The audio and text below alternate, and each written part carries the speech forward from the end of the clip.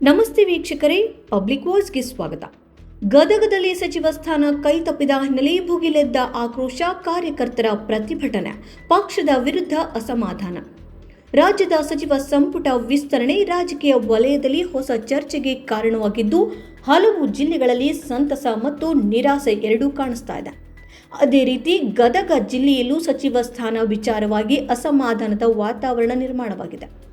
ಗದಗ ಜಿಲ್ಲೆಯ ಪ್ರಭಾವಿ ನಾಯಕ ಎಚ್.ಕೆ. ಪಾಟೀಲ್ ಅವರಿಗೆ ಈ ಬಾರಿಯ ಸಚಿವ ಸಂಪುಟದಲ್ಲಿ ಸ್ಥಾನ ಸಿಗುತ್ತದೆ ಎಂಬ ನಿರೀಕ್ಷೆ ಕಾರ್ಯಕರ್ತರು ಮತ್ತು ಅಭಿಮಾನಿಗಳಲ್ಲಿ ಇತ್ತು. ಆದರೆ ಅಂತಿಮ ಪಟ್ಟಿಯಲ್ಲಿ ಅವರ ಹೆಸರು ಇಲ್ಲದಿರೋದು ಬೆಂಬಲಿಗರಿಗೆ ಭಾರೀ ನಿರಾಶೆಯನ್ನು ಉಂಟುಮಾಡಿದೆ. ಇದರಿಂದ ಆಕ್ರೋಶಗೊಂಡ ಕಾರ್ಯಕರ್ತರು ಗದಗದಲ್ಲಿ ಪ್ರತಿಭಟನೆ ನಡೆಸಿ ತಮ್ಮ ಅಸಮಾಧಾನವನ್ನು ಬಹಿರಂಗವಾಗಿ ವ್ಯಕ್ತಪಡಿಸಿದ್ದಾರೆ.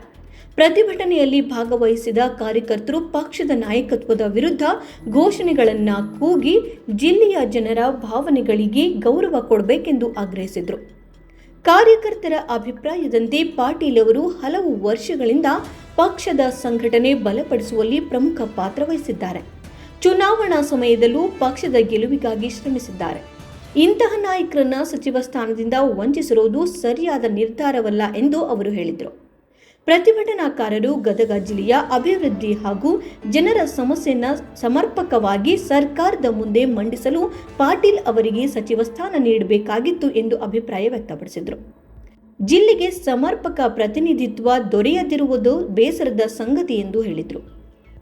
ಕೆಲವು ಕಾರ್ಯಕರ್ತರು ಪಕ್ಷದ ಹೈಕಮಾಂಡ್ ಈ ನಿರ್ಧಾರವನ್ನು ಮರುಪರಿಶೀಲಿಸಬೇಕು ಎಂದು ಒತ್ತಾಯಿಸಿದರು. ಮುಂದಿನ ದಿನಗಳಲ್ಲಿ ಸೂಕ್ತ ಸ್ಥಾನಮಾನ ನೀಡದಿದ್ದರೆ ಹೋರಾಟವನ್ನು ಮತ್ತಷ್ಟು ತೀವ್ರಗೊಳಿಸುವ ಎಚ್ಚರಿಕೆಯನ್ನು ಸಹ ನೀಡಿದ್ದಾರೆ. ಇನ್ನೊಂದೆಡೆ ಸಚಿವ ಸಂಪುಟ ರಚನೆ ಸಂದರ್ಭದಲ್ಲಿ ಪ್ರಾದೇಶಿಕ ಸಮತೋಲನ, ಜಾತಿ ಸಮೀಕರಣ, ಆಡಳಿತಾತ್ಮಕ ಅನುಭವ ಸೇರಿದಂತೆ ಹಲವು ಅಂಶಗಳನ್ನು ಪರಿಗಣಿಸಲಾಗುತ್ತದೆ ಎಂದು ಪಕ್ಷದ ಮೂಲಗಳು ಹೇಳುತ್ತವೆ. ಆದರೆ ಸಚಿವ ಸ್ಥಾನ ಸಿಗದಿರುವುದಕ್ಕೆ ಅಧಿಕೃತ ಕಾರಣವನ್ನು ಪಕ್ಷ ಇನ್ನೂ ಪ್ರಕಟಿಸಿಲ್ಲ. ಪ್ರತಿಭಟನೆಯ ಹಿನ್ನೆಲೆಯಲ್ಲಿ ಸ್ಥಳದಲ್ಲಿ ಪೊಲೀಸರು ಬಿಗಿ ಬಂದೋಬಸ್ತ್ ಕೈಗೊಂಡಿದ್ದು ಪರಿಸ್ಥಿತಿ ಶಾಂತಯುತವಾಗಿದೆ ಎಂದು ಮುಂದುವರಿಸಲಾಯಿತು. ಯಾವುದೇ ಅಹಿತಕರ ಘಟನೆಗಳು ವರದಿಯಾಗಿಲ್ಲ. ಈ ಘಟನೆ ರಾಜ್ಯ ರಾಜಕೀಯದಲ್ಲಿ ಹೊಸ ಚರ್ಚೆಗೆ ಕಾರಣವಾಗಿದ್ದು, ಮುಂದಿನ ದಿನಗಳಲ್ಲಿ ಪಕ್ಷದ ನಾಯಕತ್ವ ಯಾವ ರೀತಿ ನಿರ್ಧಾರ ಕೈಗೊಳ್ಳುತ್ತದೆ ಎಂಬುದರತ್ತ ರಾಜಕೀಯ ವಲಯದ ಗಮನ ನೆಟ್ಟಿದೆ. ಎಚ್.ಕೆ. ಪಾಟೀಲ್ ಅವರಿಗೆ ಮುಂದಿನ ಹಂತದಲ್ಲಿ ಯಾವುದಾದರೂ ಪ್ರಮುಖ ಜವಾಬ್ದಾರಿ ನೀಡಲಾಗುತ್ತದೆ ಎಂಬ ಪ್ರಶ್ನೆ ಉದ್ಭವಿಸಿದೆ. ಶ್ರೀಮಂತ ನಾಯಕರಾದಂಥ ಸನ್ಮಾನ್ಯ ಎಚ್.ಕೆ. ಪಾಟೀಲ್ ಸಾಹೇಬರಿಗೆ ಸಚಿವ ಸಂಪುಟದಲ್ಲಿ ಸ್ಥಾನ ಕೊಡದೇ ಇದ್ದಿದ್ದು ತುಂಬ ಅನ್ಯಾಯ, ಉತ್ತರ ಕರ್ನಾಟಕಕ್ಕೆ ತುಂಬ ಅನ್ಯಾಯ. ಈ ಹಿಂದಿನಿಂದನೂ ಇಂದಿರಾ ಗಾಂಧಿ ಕಾಲದಿಂದನೂ ಕಾಂಗ್ರೆಸ್ ಪಕ್ಷಕ್ಕೆ ಅವರದೇ ಆದ ಕೊಡುಗೆಯನ್ನು ಕೊಟ್ಟಂಥ ಸನ್ಮಾನ್ಯ ಎಚ್.ಕೆ. ಪಾಟೀಲ್ ಸಾಹೇಬರಿಗೆ ಕಡೆಗಣಿಸಿದ್ದು ಇಡೀ ರಾಜಕಾರಣಕ್ಕೆ ಒಂದು ಕಪ್ಪು ಚುಕ್ಕೆ. ಹಾಗಾಗಿ ಇವತ್ತಿನ ದಿನ ಮುಖ್ಯಮಂತ್ರಿಗಳಾದಂಥ ಸನ್ಮಾನ್ಯ ಡಿ.ಕೆ. ಶಿವಕುಮಾರ್ ಸಾಹೇಬರಿಗೆ ನಿಮಗೆ ಇಡೀ ರಾಜಕಾರಣದ ಇತಿಹಾಸವನ್ನು ನೋಡಿದಾಗ ಎಚ್.ಕೆ. ಪಾಟೀಲ್ರಂಥ ನಾಯಕರು ಎಲ್ಲಿ ಹುಡುಕಿದ್ರೂ ಸಿಗೋದಿಲ್ಲ. ಇಡೀ ರಾಷ್ಟ್ರ ಮತ್ತು ರಾಜ್ಯ ರಾಜಕಾರಣದಲ್ಲಿ ಧೀಮಂತ ಮತ್ತು ಒಬ್ಬ ಸೂಕ್ಷ್ಮ ರಾಜಕಾರಣಿಗಳು ಆದಂಥ ಸನ್ಮಾನ್ಯ ಎಚ್.ಕೆ. ಪಾಟೀಲ್ ಸಾಹೇಬರನ್ನು ಕಡೆಗಣಿಸಿದ್ದು ತುಂಬ ಅನ್ಯಾಯ.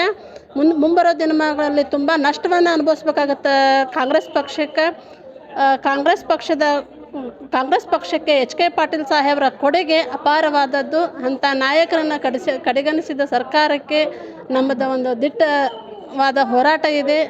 ನಿಮ್ಮ ಮುಂಬರೋ ದಿನಗಳಲ್ಲಿ ನಮ್ಮ ಗದಗ ಜಿಲ್ಲೆಯಲ್ಲಿ ಒಬ್ಬ ಯಾವುದೇ ಕೋಮುವಾದಗಳು ಇಲ್ಲದೆ ಅಂತ ಸೂಕ್ಷ್ಮವಾದಂಥ ಶಾಂತಿಯುತವಾದಂಥ ಗದಗ ಜಿಲ್ಲೆಗೆ ಕಾರಣವಾದದ್ದು ಸನ್ಮಾನ್ಯ ಎಚ್.ಕೆ. ಪಾಟೀಲ್ ಸಾಹೇಬರ ರಾಜಕಾರಣ.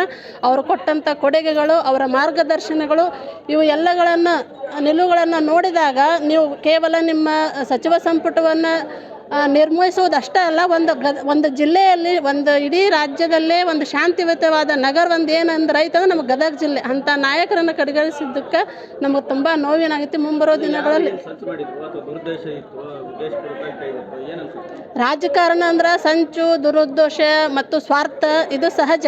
ಬಟ್ ನೋವಿನ ಸಂಗತಿ ಅಂದ್ರೆ ಒಬ್ಬ ಕಾನೂನು ಸಚಿವ ಯಾರದೇ ಕಷ್ಟ ಬಂದಾಗ, ರಾಜಕಾರಣದಲ್ಲಿ ಏನಾದರೂ ಕಷ್ಟಗಳು ಬಂದಾಗ ಸಲಹೆಗಳಿಗಾಗಿ ಎಚ್.ಕೆ. ಪಾಟೀಲ್ ಸಲಹೆಗೆ ಬರ್ತೀರಿ, ಎಚ್.ಕೆ. ಪಾಟೀಲ್ ಸಾಹೇಬ್ರ ಮಾರ್ಗದರ್ಶನ ತೊಗೊತೀರಿ. ಇವತ್ತಿನ ದಿನ ಸಚಿವ ಸಂಪುಟದಲ್ಲಿ ಸ್ಥಾನ ಕೊಡೋದಕ್ಕೆ ಯಾಕೆ ಕಡೆಗಣಿಸಿದ್ರಿ?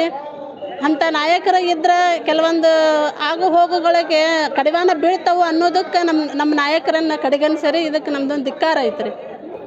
ಈ ಬೆಳವಣಿಗೆಯ ಕುರಿತು ನಿಮ್ಮ ಅಭಿಪ್ರಾಯ ಏನು? ಪಾಟೀಲ್ ಅವರಿಗೆ ಸಚಿವ ಸ್ಥಾನ ನೀಡಬೇಕಿತ್ತ?